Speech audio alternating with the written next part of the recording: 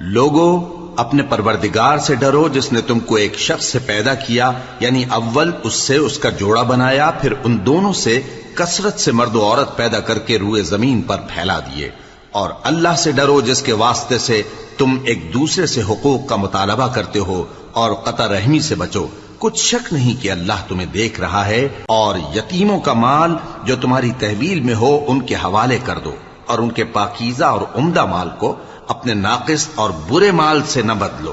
اور نہ ان کا مال اپنے مال میں ملا کر کھاؤ کہ یہ بڑا سخت گناہ ہے۔ اور اگر تم کو اس بات کا خوف ہو کہ یتیم لڑکیوں کے بارے میں انصاف نہ کر سکو گے تو ان کے سوا جو عورتیں تم کو پسند ہوں، 2 یا 3 یا 4 ان سے نکاح کر لو۔